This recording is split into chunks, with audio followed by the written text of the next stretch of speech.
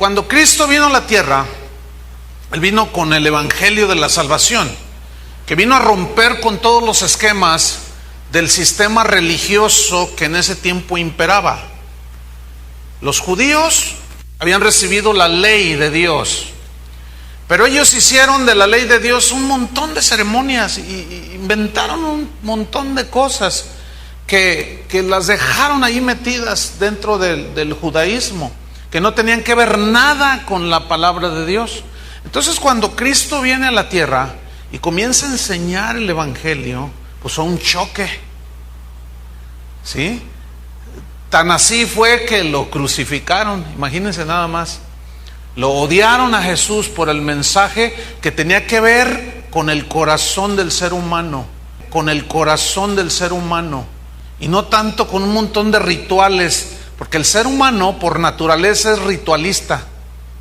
Queremos hacer cosas supuestamente para ganarnos el favor de Dios. Entonces Jesús en Mateo 7:24, abran su Biblia, Mateo 7:24.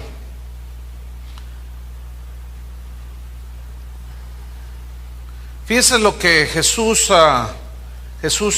dice aquí. Mateo 7:24 dice así: cualquiera pues que me oye estas palabras, o sea, el evangelio que él estaba predicando, y las hace, le compararé a un hombre prudente que edificó su casa sobre la roca. Descendió lluvia y vinieron ríos y soplaron vientos y golpearon contra aquella casa y no cayó, porque estaba fundada ¿sobre qué? Sobre la roca. Sobre la roca. Jesús nos habla aquí en este versículo sobre la importancia de oír la palabra y hacer la palabra de Dios. No solamente oír, sino hacer. Él en estos dos versículos nos advierte que las tribulaciones de la vida van a golpear nuestra vida. Nos van a golpear tarde que temprano. Y si estamos bien cimentados en su palabra, al oír y hacer, vamos a permanecer en pie, pase lo que pase. Pero también advierte a aquellos que oyen y no hacen la palabra. Pero de estos no hay aquí, ¿verdad que no? Gracias, Señor. Aquí son puros hacedores de la palabra.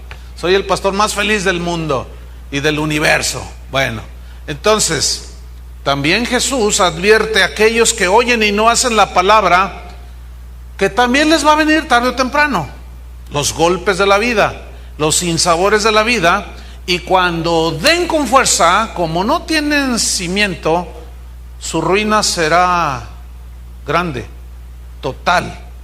En Mateo 7:26, en el mismo pasaje, pero el versículo 26, aquí Jesús nos lo dice: pero cualquiera que me oye estas palabras y no las hace, le compararé a un hombre insensato que edificó su casa sobre la arena. Compararé a un hombre insensato que edificó su casa sobre la arena. Y descendió lluvia y vinieron ríos y soplaron vientos y dieron con ímpetu contra aquella casa y cayó, y grande fue su ruina. Entonces aquí Jesús habla por una parte a unos y les dice que oír y hacer su palabra produce una vida estable, produce una vida segura emocionalmente, también espiritualmente. Pero oír y no hacer la palabra de Dios también produce algo, produce un ser interior o una persona inestable, insegura, emocionalmente inestable, insegura, y espiritualmente igual. Entonces no se puede concebir a alguien que dice ser cristiano. ¿Cuántos son cristianos? No se puede concebir a alguien que dice yo soy cristiano y no obedecer a Dios. O sea, no se concibe un cristiano así. Sin embargo, hay personas así metidas en las iglesias que oyen mucho, saben hasta a veces más que el pastor, pero no lo traducen en la vida cotidiana. Entonces no tiene ningún efecto, no pasa nada. Y esos son los primeros que al venir los golpes de la vida apostatan de la fe, se alejan, se amarran contra Dios y dicen que todos ustedes son hipócritas. Así juzgan. Pero ¿qué es lo que pasa con este tipo de oyente? O sea, ¿Por qué? ¿Qué sucede como consecuencia en un oyente que está allí sentado en una iglesia y oye, pero no hace? Si dice que es cristiano, pero oye y no hace, si dice que es cristiano, pregunto, entonces ¿de qué se alimenta? Porque un cristiano se entiende que se alimenta de la palabra de Dios. Entonces uno que oye y no hace, entonces ¿qué está alimentando? Por eso es inestable, por eso no es sólida su vida. ¿De qué se alimenta? ¿De qué nutre su alma, su espíritu? Entonces, al no alimentar su alma, al no alimentar su espíritu con la palabra, pronto vendrá el cansancio espiritual. Pronto vendrá, tarde o temprano, por los sinsabores de la vida que golpean duro, y vendrá el desánimo. Lo va a invadir la debilidad y como consecuencia la ruina total. Entonces este tipo de oyente, al no vivir la palabra de Dios, pero va a una iglesia, si no vive la palabra, entonces ¿qué vive? ¿Saben cómo empieza a vivir? Comienza a vivir una vida religiosa. No de comunión genuina con Dios, de caminar con Dios, no, sino una vida basada siempre en las buenas obras, en las cosas buenas que pueda hacer, y siempre las hará tratando de ganarse el favor de Dios y las bendiciones de Dios. Y es por eso que escuchamos, el otro día escuché algo que tú dices, wow, qué tremendo, ¿no? De un hombre, esto está ahí en internet, de un hombre que estaba dando testimonio, según él, y decía, yo ya le gané a Cristo, y le gané a Moisés, y le gané a Elías, porque ellos ayunaron 40 días, y yo ya llevo 50. Entonces, y la gente, ¿saben qué hizo la gente? Los hermanitos aplaudieron. O sea, ya le ganó a Cristo. ¿A poco creen que dejando de comer ya son cristianos? También los budistas ayunan, y los Hare Krishnas están más esbeltos que nosotros. No, hermanos, eso al no vivir la palabra de Dios, comienza a traducirse en una vida de actividades ceremoniales y religiosas, pero todo es externo, ¿sí? Y siempre creen erróneamente que Dios aprobará eso en su vida. Ay, mira, le ganó a Cristo, a mi hijo santo, ya lleva 50 días de ayuno. Wow, este sí me asombró, me apantalló, dice el Señor. Imagínate. Entonces, no es así.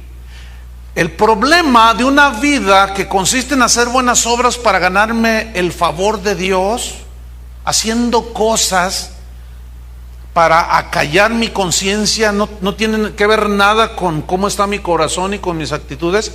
Esto tarde o temprano te va a cansar, te va a desgastar, te vas a desanimar y la ruina total vendrá.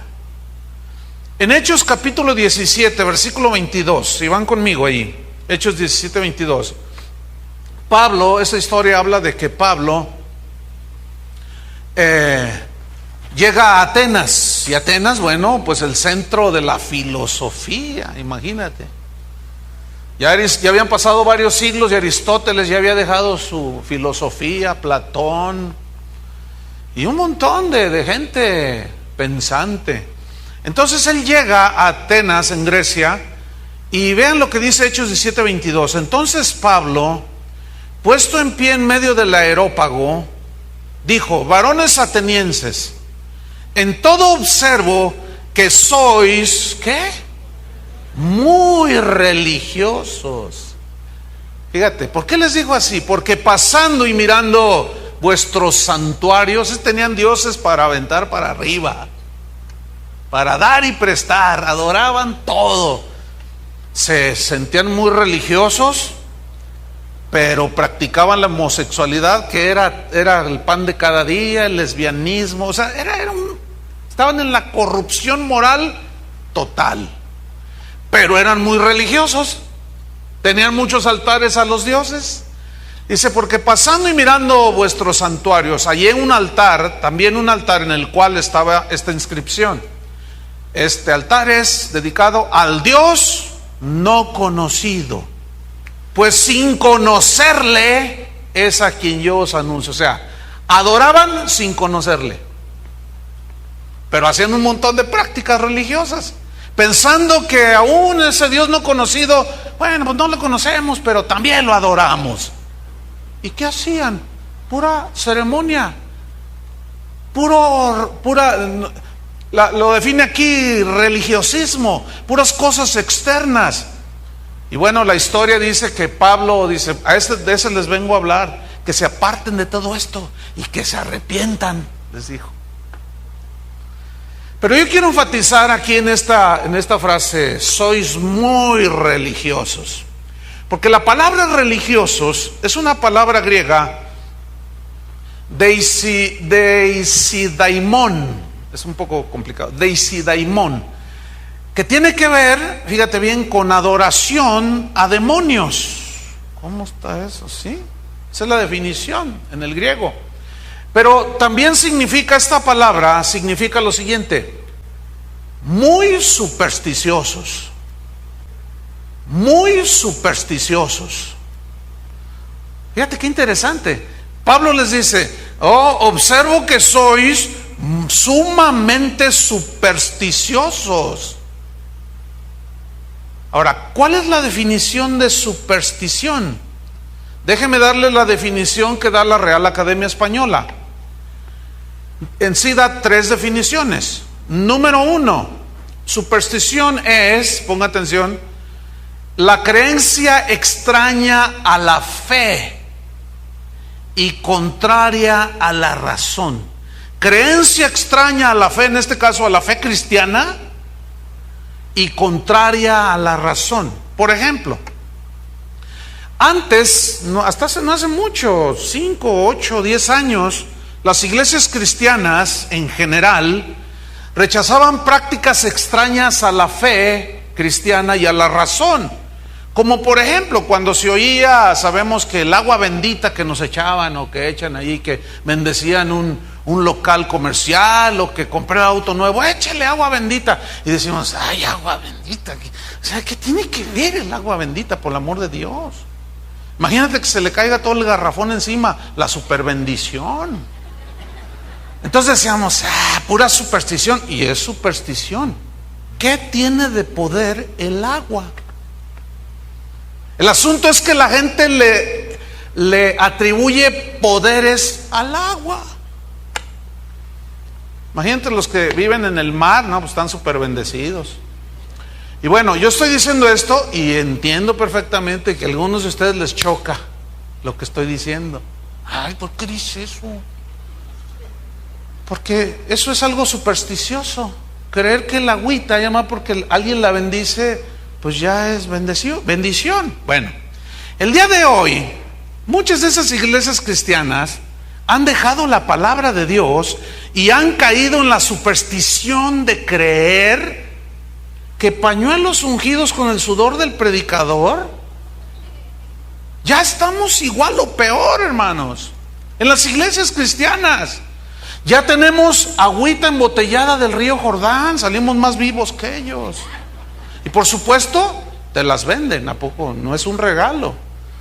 O los simples métodos humanos de supuestas revelaciones extrabíblicas, y que solo se reciben muchas de esas bendiciones con supuestamente pactar con Dios por un precio, una cantidad de dinero, para hacer de esa manera, traer al mundo visible la bendición de Dios. ¿Saben qué es eso? Pura superstición, pura religiosidad. Mateo 23:23, aquí está claramente definido por nuestro Señor Jesucristo. Mateo 23:23. Fíjate, Él estaba aquí contendiendo, luchando contra los fariseos, que eran los religiosos de ese tiempo, los líderes de Israel de ese tiempo. Y les dijo, ay de vosotros, Mateo 23:23, ay de vosotros, ese ay es de dolor, ay de vosotros, escribas y fariseos. Eran los líderes religiosos, los que interpretaban la ley, los que enseñaban la ley, la palabra de Dios. Dice, Jesús les dijo, hipócritas. ¿Por qué les dijo tan feo y tan duro? Aquí mismo nos dice por qué. Porque dan los diezmos de la menta, del eneldo y el comino, o del anís y el comino, y dejáis lo más importante de la ley, que es la justicia, la misericordia y la fe. Esto era necesario hacer, o sea, justicia, misericordia y fe, sin dejar de hacer aquello, o sea, sin diezmar, dejar de diezmar. Pero ¿qué hacían ellos? Le daban más importancia a un acto público totalmente visible, que era traer a la casa de Dios diezmos y ofrendas. ¿Sabes que hoy el énfasis en casi el 90% de las iglesias cristianas alrededor del mundo es precisamente en la recolección de los diezmos y las ofrendas, que hasta le dedican 1 hora en estar duro y duro y duro? O sea, un sobreénfasis en algo externo que se vea, y hasta lo hacen como una subasta. ¿Quién da 10,000 pesos? ¿Quién da 20,000? ¿Quién da 30,000? Y los que traen 20 pesos, pues al último, si usted trae lo que traiga, pues ya, 20, tráigalos, no le hace, también los recibimos. Y si no trae, pues trae reloj, y trae aretes, trae cadenitas, tráigalas también a la casa. Estamos exactamente igual, con una superstición. Porque si usted no da, yo estaba viendo un video que mandaron, mira, ve este video, y es de un pastor amigo mío. Yo dije, sentí tan feo, que estaba hablándoles de los diezmos para variar. O sea, la Biblia trae una enseñanza sobre los diezmos, pero no es la enseñanza total del evangelio, ¿verdad que no? No es el énfasis de Dios. Y estaba diciendo, usted que no diezma, si no trae sus diezmos, trágueselos. Y yo estaba viendo, dije, no, oí mal, y lo regresé el video. No, sí dijo eso. Si no los quiere traer a la casa del Señor, trágueselos, y después cuando esté en la miseria y en la quiebra, no venga, porque no oro por usted. Entonces todo el mundo trae visiblemente los diezmos. Entonces, como es algo visible externo, se empieza a volver un religiosismo que raya en una superstición. ¿Me está entendiendo?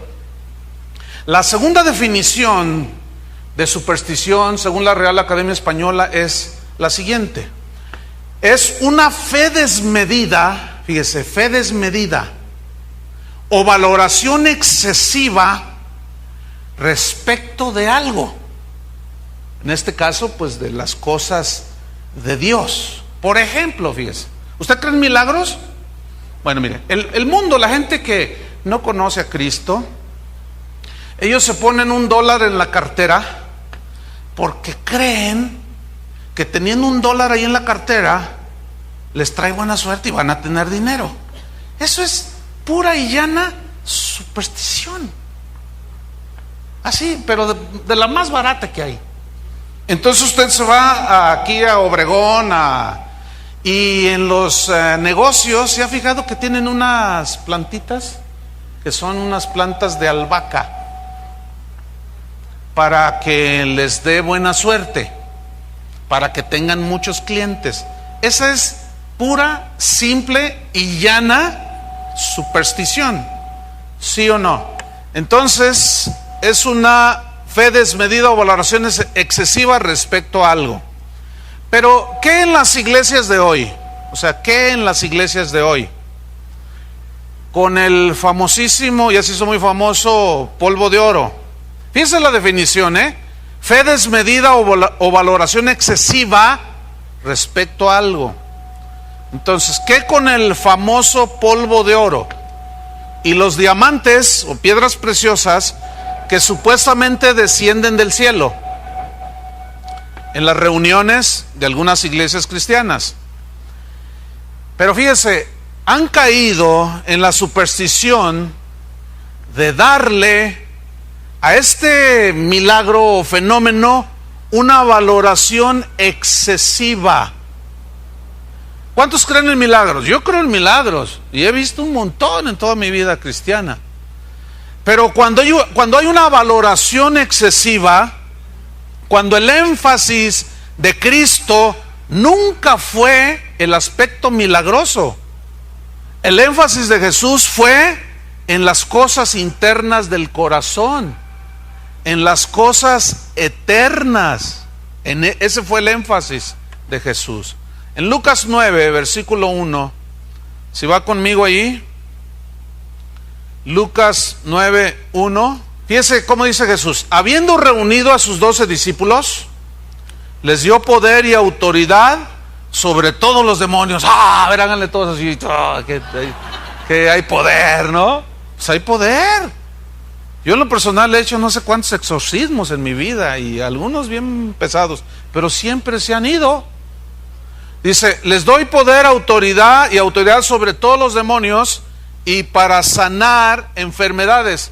Entonces, fíjate, poder y autoridad sobre todos los demonios y para sanar enfermedades. Capítulo 10, versículo 17 del mismo Lucas. Lucas 9, 17. Dice así: Él envió a 70 de sus discípulos.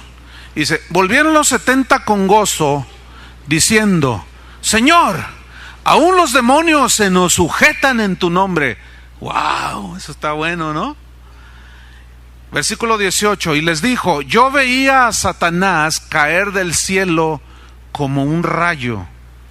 He aquí os doy potestad de hollar serpientes y escorpiones, y sobre toda fuerza del enemigo, y nada os dañará. ¿Cuántos dicen gloria a Dios? Pero fíjate el versículo 20. Pero no os regocijéis de que los espíritus se os sujetan, sino regocijaos en que vuestros nombres están escritos en los cielos. ¿Notan que el énfasis de Jesús es en lo eterno? Entonces, una superstición, se llega a la superstición cuando se hace un sobreénfasis en algo, como en los milagros.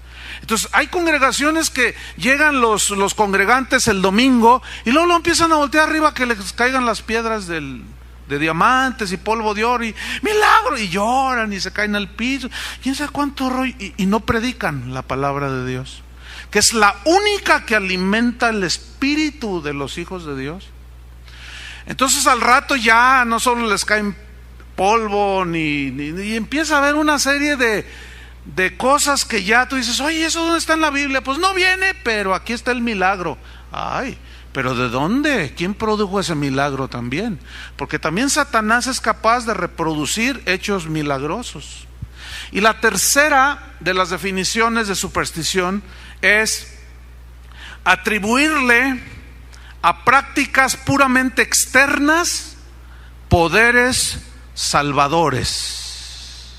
Prácticas externas, atribuirle poderes salvadores. En Mateo 23, versículo 13, vamos a ver ahí, Mateo 23, 13, dice así, fíjate, aquí está: mas ay de vosotros, escribas y fariseos hipócritas, porque cerráis el reino de los cielos delante de los hombres.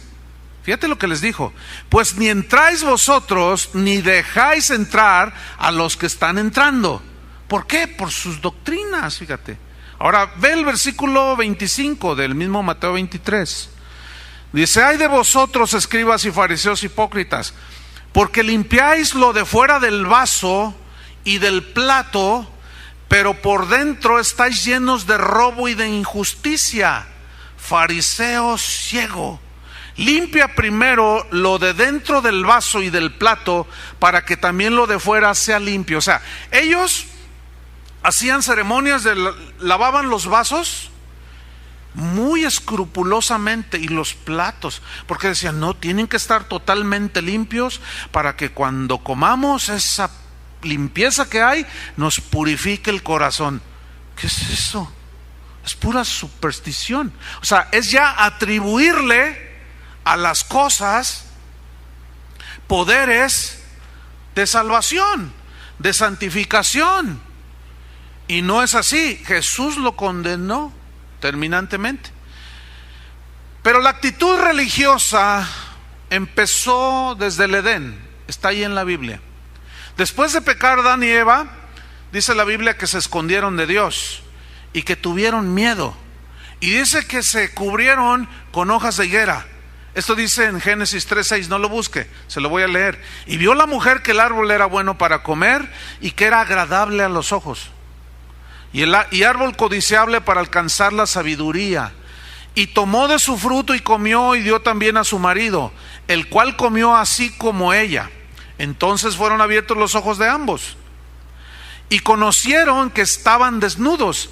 Entonces cosieron hojas de higuera y se hicieron delantales, se cubrieron sus partes.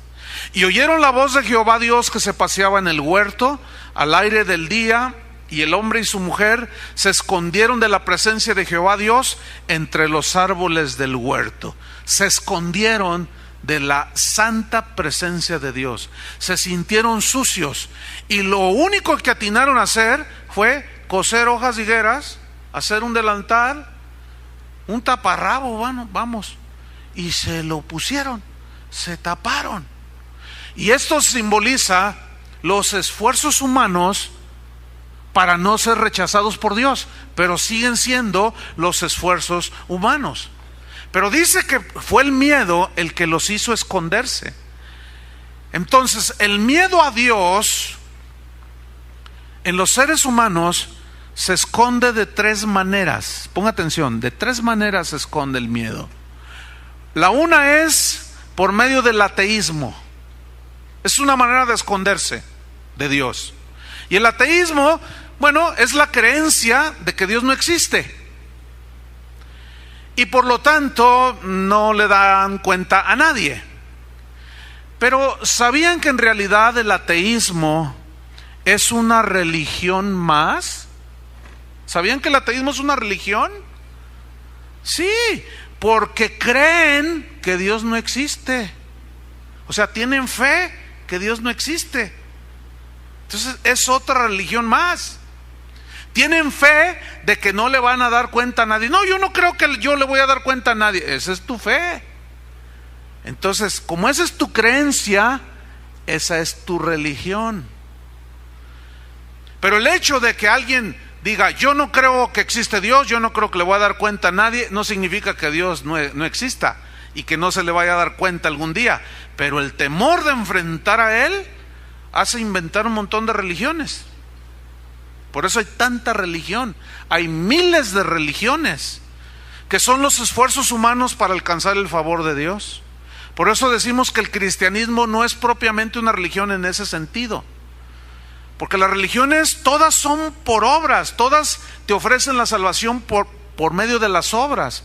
Y el cristianismo es el único concepto religioso, si lo ponemos así, que ofrece la salvación por fe, por creer, como un regalo, por gracia, por medio de la fe. Por eso el cristianismo es diferente a todas las religiones, porque aquí fue lo que Dios hizo por el ser humano en la cruz, en su Hijo, no lo que nosotros hacemos para Él. Eso es religioso, y por eso hay tanta religión que cae en la superstición, ¿verdad? Que el santo de cabeza, que para que me den la novia, y que hasta la Santa Muerte ya anda por ahí. La segunda cosa que hace el miedo, esconder el miedo hacia Dios, es el materialismo. El materialismo simplemente lo que le dice a Dios es, yo tengo todo, no te necesito. Aún así, gente que tiene dinero o que ama los bienes materiales, nunca se acuerdan de Dios, nunca toman en cuenta a Dios. Sin embargo, hablan de Dios nuestro Señor. Ay, hoy es el día de San Martín de las Flores, hoy es el día de la Santa Inquisición, digo, de la Santa Muerte. O sea, fíjate, por un lado su Dios es el dinero, uno de sus dioses, y por otro hablan de Dios, Jesucristo nuestro Señor, pero en realidad es gente religiosa, muy supersticiosa. Y el tercer, digamos, barreras detrás de la cual se esconde el miedo del ser humano es precisamente en la religión, y es donde está más del 95% de los habitantes de esta tierra, porque se dice que solamente el 2 o 3% de población mundial se declaran ateos. Los demás, a cualquier país que vayas, verás manifestaciones de tipo religioso. Verás desde acostarse en una cama de clavos y de vidrios hasta traspasarse con puntas la lengua, y eso es en honor hasta a Cristo, dicen ellos. En Manila, Filipinas, en tiempos de Semana Santa se crucifican literalmente, los traspasan con clavos en la cruz. ¿Tú crees que eso es agradable ante de Dios? La Biblia dice que hubo un solo sacrificio, ya no hay que hacer más. Entonces todo aquel sacrificio, práctica ceremonial o religiosa, que se le dé un atributo de salvación o que yo obtengo la bendición de Dios, es pura religión y es que raya en la superstición. ¿Sí me estoy explicando a pesar de la interrupción? Bueno, seguimos adelante. Entonces la religión son los intentos vanos del ser humano para acercarse a Dios. Yo decía hace un rato, por eso hay cientos de religiones, miles de religiones, porque inventamos nuestras fórmulas mágicas y supersticiosas de cómo acercarnos a Dios, ¿verdad? Dile 5 Padres Nuestros y dile 5 Aves Marías, y eso es allá con los católicos supersticiosos, pero con los cristianos protestantes evangélicos supersticiosos, lee 5 veces el Salmo 23, di en voz alta lo más que puedas el Salmo 91, y estamos exactamente en las mismas. Si vieran cuántos correos recibo que me dicen, pastor, dígame una oración que solucione mi problema. Yo le digo, usted se equivocó, vaya y consulte a Walter Mercado. ¿Cómo le voy a dar una oración como una fórmula, por el amor de Dios? Porque la gente es religiosa. ¿Por qué? Porque se esconden de ese miedo que tienen a enfrentarse a Dios, lo esconden con prácticas religiosas. Prácticas que aparentan ser espirituales, pero en realidad son actos supersticiosos. Muchas veces son actos que pretenden ser bíblicos y que solo son las ocurrencias de gente metida en las iglesias cristianas que tratan de agradar a Dios haciendo actos religiosos, que va desde trances así, donde la gente pierde su total dominio de sí mismo y empiezan a dar vueltas y pum, se cae, empieza allí a no sé cuánto hace y dicen, ay, Dios la tocó, dicen. Está con toda la saliva así, con todos los cabellos, se le vio todo, se le levantó el vestido y dicen que el Espíritu la tocó.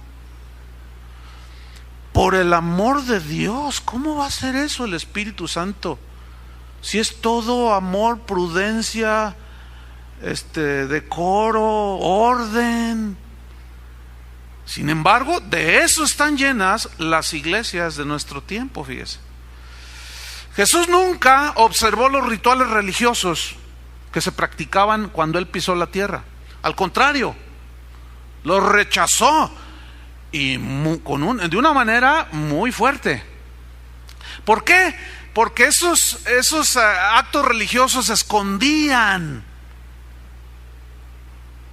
lo que realmente había en el corazón primero de los líderes, de los guías espirituales de Israel, y después en los que los seguían, los miraban esos líderes y ellos seguían haciéndolo.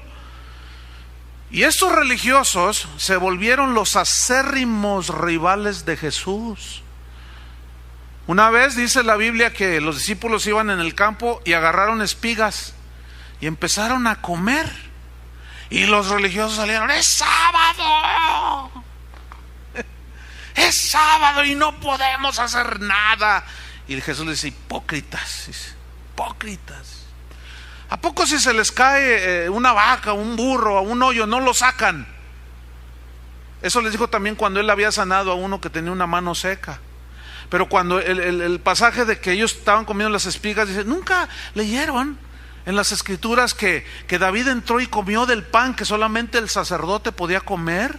Tenía hambre. Pero le atribuyen a las prácticas religiosas todos esos poderes que caen en la superstición. ¿Cuántos cristianos hay aquí? ¿Cuántos supersticiosos? Que a fin de cuentas son religiosos. no conocen a Dios. Algunos creen que es por el simple hecho de venir a una iglesia cristiana ya son cristianos. No, pero para nada. Olvídelo, eso no es el cristianismo. Esta gente se volvieron los más acérrimos rivales de Jesús. Y exactamente es lo que sucede el día de hoy. Los supersticiosos, entiéndase, religiosos de hoy, los supersticiosos del siglo XXI se vuelven acérrimos enemigos de aquellos que quieren vivir la palabra de Dios. Y sucede exactamente lo que sucedió en los tiempos de Jesús. Entonces tú les dices, oye, debemos de guardarnos del mundo, tenemos que vivir en... fíjate cómo han cambiado los conceptos. Te dicen, lo que pasa es que tú eres muy religioso, te dicen. Ahora el concepto de ser religioso, fíjate cómo lo han ido cambiando. Ahora resulta que ser religioso es querer vivir obedeciendo a Dios. Hazme favor. Pero déjenme decirles, lo que no pueden cambiar es la palabra de Dios. Y la palabra de Dios exactamente define quién es un verdadero cristiano y quién es un religioso. Y nosotros nos basamos en lo que dice la palabra de Dios. Fíjate, en la versión Palabra de Dios para Todos, en Santiago 1:26 se lee así. Escuchen, si alguien se cree religioso, pero no controla sus palabras, se engaña a sí mismo y su religión no vale nada. ¿Más claro que eso? Porque hay muchos que van a las iglesias cristianas. Miren, los niños, esos ustedes saben que dicen que los niños dicen la verdad, ¿no? Allá los maestros, a nosotros como pastores a veces nos comentan, ay, fíjate que hay niños echan vigas bien tremendas, unas palabrotas, y luego, no diga eso. Sí dice mi papá. Te descubren, religioso. Y ellos están allá aprendiendo la palabra y usted está acá oyendo, pero oye y le sale por acá. Y dice, no, mi papá y mi mamá, así hablan algunos. Es que yo soy del norte, pastor, y los del norte somos muy francos. Ahora a la vulgaridad le dicen franqueza. Fíjese cómo han cambiado las cosas. Eso es puro religiosismo, hermano. Su religión no vale de nada, no le ayuda de nada. Usted simplemente, como dice Santiago, se está engañando. Y luego dice el versículo 27, la religión pura y sin contaminación que Dios acepta es esta: ayudar a los huérfanos y a las viudas en sus dificultades y no dejarse influenciar por la maldad del mundo. Ahí está, bien claro. Entonces, hay cristianos hoy que quieren vivir como el mundo, o supuestos cristianos que quieren vivir como vive el mundo. Y hay cristianos nacidos de nuevo que quieren vivir como Cristo y el Evangelio y la palabra de Dios establece que debemos de vivir. Entonces tú le llamas la atención o le dices a un cristiano de esos que viven como si no fueran cristianos, que se congenian con el mundo, y le dices, oye, no, pues ¿cómo que tú haces esto? Y te dice, es la libertad que tengo en Cristo. Tú eres un religioso, te dicen. Eres un legalista, te dicen. O sea, hay una confusión tal que ya las definiciones andan por todos lados. Ya pocos cristianos, al apartarnos de la Biblia, entendemos esto. Bueno, a esos intentos supersticiosos de seguir a Dios, ¿saben cómo les llamó Jesús? Las tradiciones de los hombres. A esos intentos supersticiosos de seguir a Dios, ¿saben cómo les llamó Jesús? Las tradiciones de los hombres. Busquen su Biblia, Marcos 7:1. Esos intentos religiosos, supersticiosos, de fórmulas, de ceremonias, de prácticas que no tienen ningún poder de transformar el corazón, y que en el tiempo de Jesús vivían, y que hoy se repite la historia. Jesús los llamó las tradiciones de los hombres. Marcos capítulo 7 versículo 1 dice: se juntaron a Jesús los fariseos y algunos de los escribas que habían venido de Jerusalén, los cuales, viendo a algunos de los discípulos de Jesús comer pan con manos inmundas, o sea, sin lavarse las manos, esto es, no lavadas, los condenaban. ¿No les pusimos el gel ahí a la entrada? Mire, qué interesante. Es como si nosotros dijéramos, póngase gel al entrar, porque ese gel va a purificar nuestra alma y corazón. Si Toño dijera esto en los anuncios, se reían así, así sabroso como se rieron ahorita, ¿no? Nos estaba bromeando. Bueno, eso es exactamente lo que hacían los religiosos de ese tiempo. Como sus discípulos, dice, comen pan sin lavarse las manos, y los condenaban. ¿Por qué? Porque ellos le atribuían poderes a una práctica simplemente de higiene. Versículo 3: porque los fariseos y todos los judíos, aferrándose a la tradición de los ancianos, si muchas veces no se lavan las manos, no comen. No, porque me contamino mi espíritu, mi corazón. Jesús les dijo, no se hagan tontos. Comer con las manos lavadas los alimentos no contamina el corazón. Lo que contamina no es lo que entra por comer cosas, o sea, hablando espiritualmente, dice, sino lo que sale del corazón, eso es lo que contamina al hombre, porque del corazón salen los robos, los adulterios, las fornicaciones, los fraudes. ¿De dónde salen? Del corazón. Pero lavarse con las manos, comer con las manos no lavadas, eso no contamina al hombre. Entonces Jesús les dice, dice el versículo 3, que se aferraban hasta con las uñas. ¿De qué? De la tradición de los ancianos. Entonces aquí la palabra tradición viene de una palabra griega, paradidomi, que significa rendirse, significa ceder, confiar.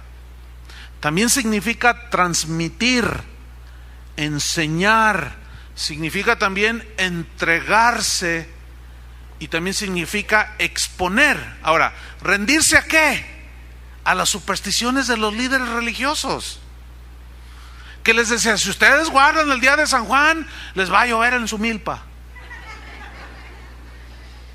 Si ustedes vienen a todo el día de ayuno el próximo domingo, Dios les va a dar un carro nuevo, y si les da el carro nuevo, ustedes son bendecidos de Dios.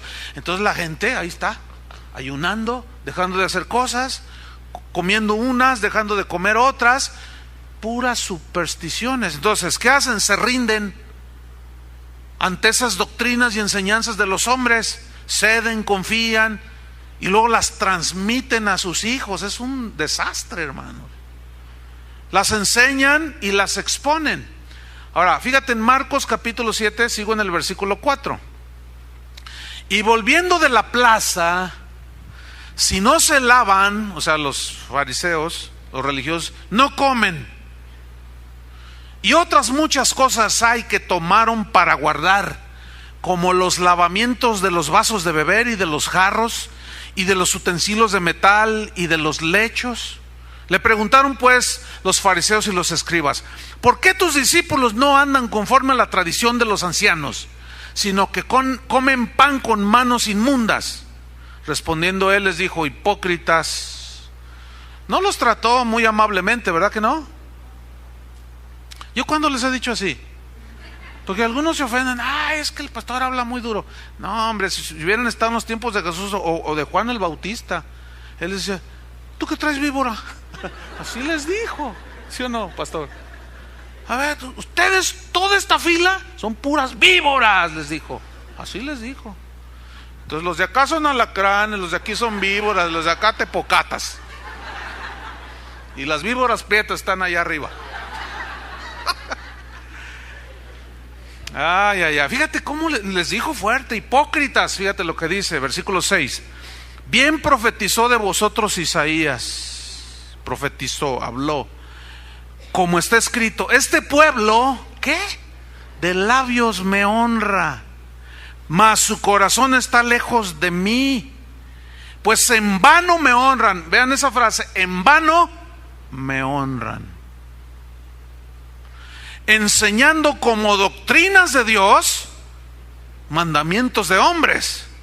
Porque dejando el mandamiento de Dios, os aferráis a la tradición de los hombres, los lavamientos de los jarros, de los vasos de beber, y hacéis otras muchas cosas semejantes. Y les decía también, bien invalidáis, pongan atención y subrayen esa palabra, bien invalidáis el mandamiento de Dios para guardar vuestra tradición. Invalidar significa aquí poner a un lado, separar, desestimar. Significa también neutralizar, violar, rechazar y desechar.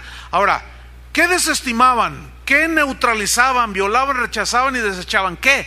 La palabra de Dios por sus supersticiones. Hoy hay cristianos que rentan una avioneta, empiezan a volar sobre la ciudad y empiezan a atar los demonios que gobiernan la ciudad, y luego avientan aceite por la avioneta, ungiendo la ciudad, nomás haciéndola más mugrosa. Eso es lo que hacen. ¿Qué poder tiene un aceite que lo tiran desde una avioneta? Y los que no tienen ni para el macrobús, ¿qué guerra espiritual hacen? Puras supersticiones, hermanos. Horrible, terrible. Y mire, desde que yo me acuerdo, que tengo uso de memoria, ya muchos años, todas esas ungidas y guerras en los aires, no sé, la cosa está peor. ¿Por qué? Porque eso no tiene ningún poder contra las fuerzas del mal. Pero la verdadera fe basada en las Escrituras es así: someteos pues a Dios, resistid al diablo y huirá de vosotros. ¿No dice así? No, hombre, ahora hasta se visten de soldado. Sí, de ese de camuflaje verde, y se ponen gorras y dicen, vamos a hacer guerra, y ahí están todos, y dile al diablo, y reprende y ata al demonio de homosexualismo, y cada vez hay más, y que el demonio de crisis, y una vez en el DF se pusieron a atar el demonio de smog. Tú dices, hasta puras supersticiones, ¿hasta dónde vamos a...? Es un cuento de nunca acabar. ¿Por qué? Y todas esas son enseñanzas que se vuelven tradición en las iglesias. Entonces, cuando oyen la verdadera palabra de Dios, dicen, ay, como que no checa con lo que me enseñaron a mí. A mí me enseñaron que yo tengo toda la autoridad y que Dios no hace nada si yo no digo nada. Fíjate nomás. O sea, que Dios no va a actuar hasta que yo hable y decrete. Si yo digo, sea esto, entonces Dios lo hace, porque yo lo estoy ordenando. Fíjate nomás. Puras herejías, muchas de esas cosas. Y de eso están llenas la iglesia, hermanos. No importa lo bueno que parezca un método, una práctica, una ceremonia, o como le llaman ahora, ¿verdad? Un acto profético.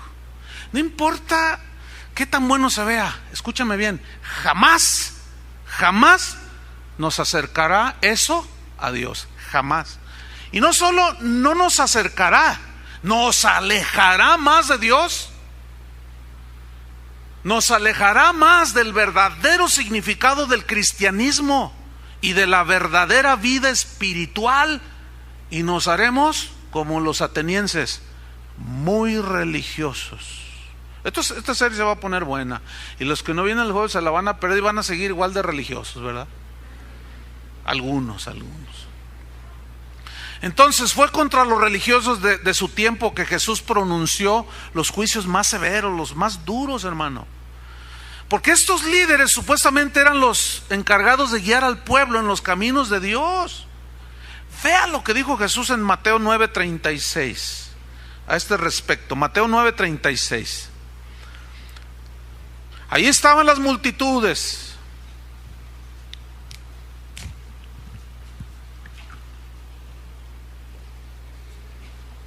Dice así, Mateo 9:36. Y al ver las multitudes, tuvo compasión de ellas, porque estaban desamparadas y dispersas como ovejas que no tienen pastor. Pero ahí estaban los líderes, ahí estaban oyendo a Jesús. ¿Cómo que no tienen pastores? Nosotros somos los que nos sentamos en la cátedra de Moisés. Sobre la ley está fundamentada nuestra religión, pero la habían convertido en puras ceremonias externas y torcidas.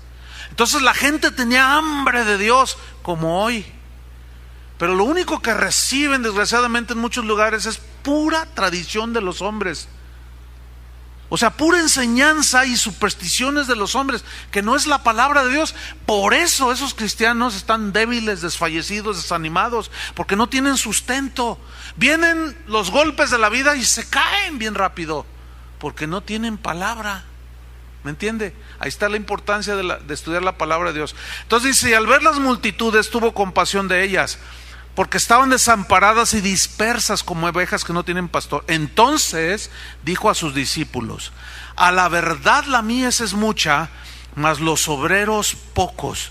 Rogad pues al Señor de la mies que envíe obreros a sus mies. Mire, desgraciadamente estos versículos siempre es muy común que se interpreten mal.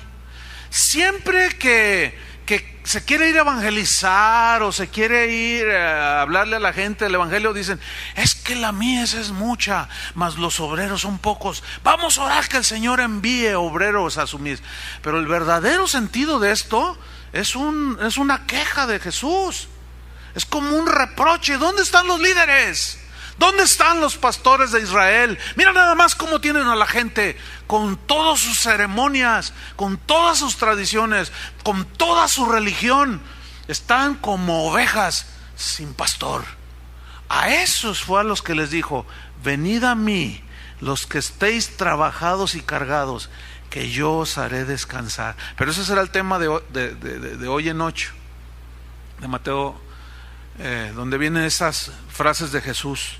Entonces los religiosos nunca podrán acercar al pueblo de Dios a Dios con sus supersticiones, con sus prácticas. Al contrario, alejan cada vez más a la gente de Dios. A esas multitudes que Jesús las vio sin pastor. Mira, es como si Jesús descendiera ahorita y dijera, y los viera a ustedes y dijera: los veo como ovejas sin pastor. No saben distinguir entre lo bueno y lo malo. No saben distinguir entre lo santo y lo profano. Y luego se voltea conmigo y me dice: ¿qué les has enseñado? Estas ovejas no tienen pastor. Te puse a pastorearlas y alimentarlas. ¿Qué has hecho?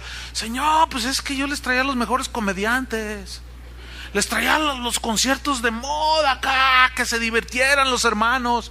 Fíjate, ahora que estuve en los Estados Unidos este fin de semana pasado, un matrimonio, líderes de alabanza de una congregación, llorando.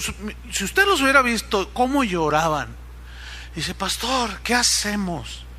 Porque el pastor nos dijo: ya no vamos a adorar a Dios. Ahora va a ser pura música de alegría. Vamos a divertir a los que vienen, porque la gente necesita divertirse. Hágame usted favor. Y yo me quedé así esperando, ¿no? Así y pues nos puso ahí a hacer show para divertir a la gente. Dice: y ya no va a haber predicación, ahora va a haber historias que van a divertir a la gente para que se vaya contenta la gente. ¿Y qué hicieron ustedes? Dicen: no, pues vamos a renunciar de esa iglesia. Esa no se llama iglesia, le dije. Y ya te tardaste, le dije.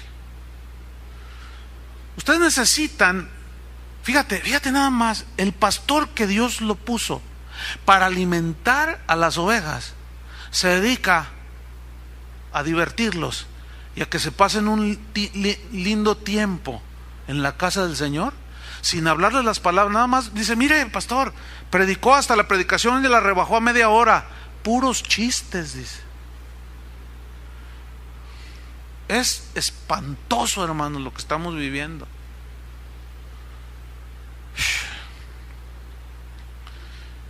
Déjame terminar con esto. Le voy a nombrar a continuación, así rápidamente, algunos personajes en la historia universal que dieron algunas definiciones o algunos pensamientos respecto al Evangelio, a la palabra de Dios. Por ejemplo, Immanuel Kant, que fue un filósofo alemán, dijo lo siguiente: la existencia de la Biblia como un libro para el pueblo es el mayor beneficio que ha experimentado la raza humana. Ese pensamiento está muy acertado, aunque en otras cosas él pues traía unas filosofías medias raras, ¿no? Pero dijo una verdad. Ahí algo, cuando él leyó la Biblia, se encontró con lo mejor que haya experimentado la raza humana. Thomas Jefferson, que fue un estadista norteamericano, dijo: siempre he dicho y diré que el estudio de la Biblia hará mejores ciudadanos, mejores padres y mejores esposos. Yo digo amén. ¿Cuántos dicen amén? Fíjate, mejores esposos, mejores padres, mejores ciudadanos. Un escritor francés conocido, Montesquieu, dijo: es el Evangelio la más preciosa dádiva que Dios ha enviado al mundo. Isaac Newton, científico inglés, Newton, dijo: no hay filosofía más sublime que la conocida con el nombre del Evangelio de Jesucristo. Una poetisa uruguaya, un apellido muy difícil de pronunciar, así medio español, pero vasco por ahí, dijo lo siguiente: la Biblia es para mí el enorme poema histórico y divino en el que todas las noches necesito leer antes de dormirme, para que se me enriquezca de belleza y poesía mi mundo lleno de fantasmas. Leer las Escrituras, el Evangelio, la palabra de Dios que da vida. ¿Se acuerdan que Jesús dijo: el cielo y la tierra pasarán, pero mi palabra no pasará? Y que David dijo: tu palabra es lámpara a mis pies y lumbrera a mi camino. ¿Para ti qué es la palabra de Dios? A veces decimos: ay, es que allí hablan tan bonito. Sí, pero te entra por aquí, sales y te sale por acá. Eso es pura religiosidad. Un escritor ruso, Fedor Dostoyevsky, famoso también, dijo lo siguiente: estoy leyendo el libro de Job y me ha producido un éxtasis extraño, así lo definió. Dejé el libro a un lado, o sea, la Biblia, y estuve paseando como un león enjaulado durante horas y horas, casi sin poder contener mis lágrimas.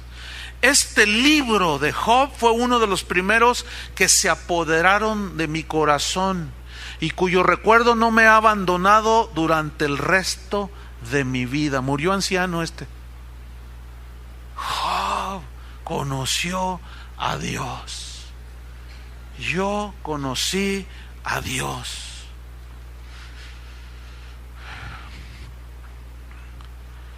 Jacob Rousseau dijo: la majestad de las Escrituras me asombra, la santidad del Evangelio me habla al corazón.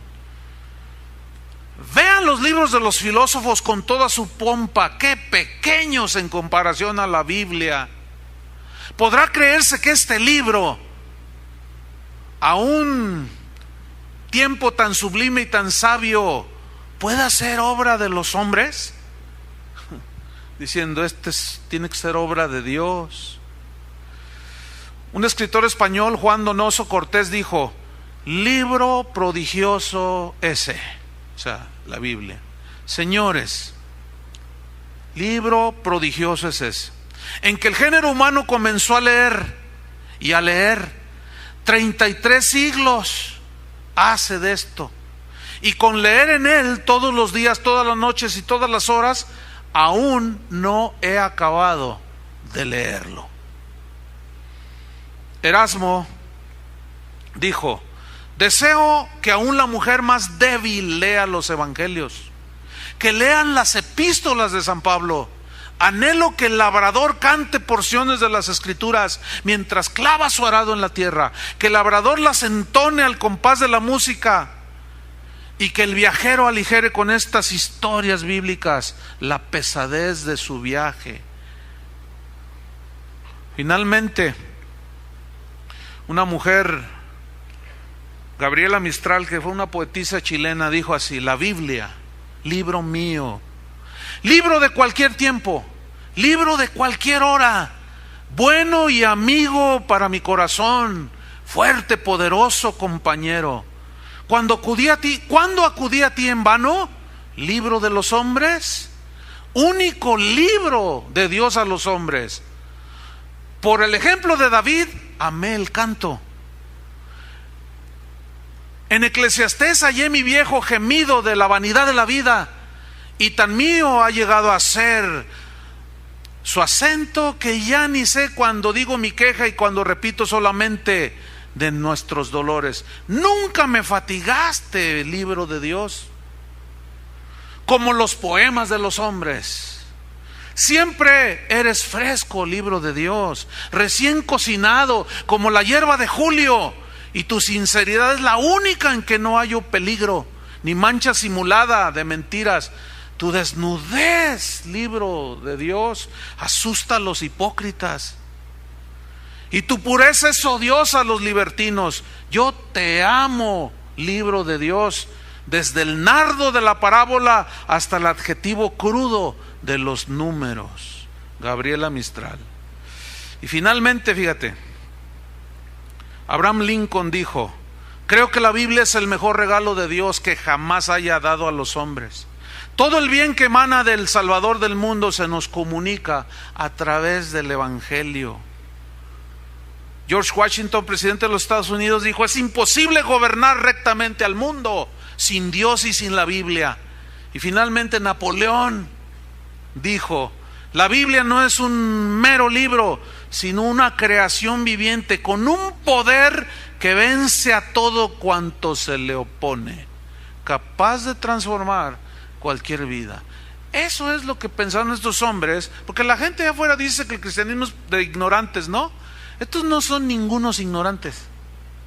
Es gente que está insertada en la historia y que en su grandeza humana se humillaron ante el Evangelio de nuestro Señor Jesucristo. ¿Cuántos quieren ser de este tipo de hombres? No religiosos. Vamos a orar. Señor, te damos gracias por tu palabra. Gracias, Señor, porque tú siempre en ese libro maravilloso hablas al corazón. Gracias, Dios, porque en Cristo Jesús viniste a darnos una nueva vida. Una vida nueva que es poderosa cuando oímos el Evangelio y lo hacemos. Porque es capaz de cambiar al hombre más violento, al hombre más perverso, a la mujer más déspota. Eres capaz, Señor, a través del Evangelio. Palabra viva de Dios, que descubre el corazón de los seres humanos. Por eso no todos la aman. Por eso no todos aman la palabra, porque nos desnuda. Nosotros nos escondemos atrás del ateísmo, atrás de la religión, atrás del materialismo y cuantos dioses.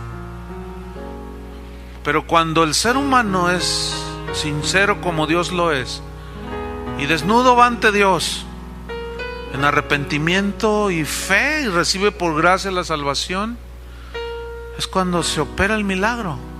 Entonces esa nueva criatura, ese ser espiritual que nace, ahora se tiene que alimentar de la palabra de Dios. Si usted está en una iglesia donde no le predican la palabra de Dios, sálgase de ahí. Cuide su vida espiritual. Pero usted puede estar incrustado ahí también, en una iglesia, pretendiendo ser cristiano, cuando la verdad de las cosas es que es pura religión. Levantamos las manos, sabemos cantar, sabemos decir amén, y un montón de cosas que al rato decimos: levanto mis manos, bueno, siento bonito, y al rato ya les das un poder supersticioso a levantar tus manos. Pero cuando estás allá afuera, eres el mismo, eres la misma. No, hermanos, No nos engañemos. No nos engañemos. Señor, ten misericordia de nosotros. Ten misericordia, Señor. Aunque tú dijiste que no hay nada escondido que no haya de salir a la luz, toda esa doble vida saldrá, y si no nos arrepentimos, límpianos, Señor. Tu sangre preciosa nos limpia de toda maldad. Reconocemos, Señor, que no hemos sido obedientes, que a veces ya hemos hecho tradiciones de nosotros mismos los hombres, y hacemos a un lado tu palabra, y cuando oímos tu palabra ponemos argumentos y la discutimos y decimos que es una exageración, y cuánta tontería decimos. Porque cualquiera que oye estas palabras y las hace, le compararé a un hombre prudente que edificó su casa sobre la roca. Porque cualquiera que oye estas palabras y las hace, le compararé a un hombre prudente que edificó su casa sobre la roca. Descendió lluvia y vinieron ríos y soplaron vientos y golpearon contra aquella casa, y no cayó, porque estaba fundada sobre la roca. Pero cualquiera que me oye estas palabras y no las hace, le compararé a un hombre insensato que edificó su casa sobre la arena. Descendió lluvia y vinieron ríos, soplaron vientos y dieron con ímpetu contra aquella casa, y cayó, y grande fue su ruina. ¿Qué eres? ¿Cristiano o religioso? Gracias te damos, Señor, en el nombre de Jesús.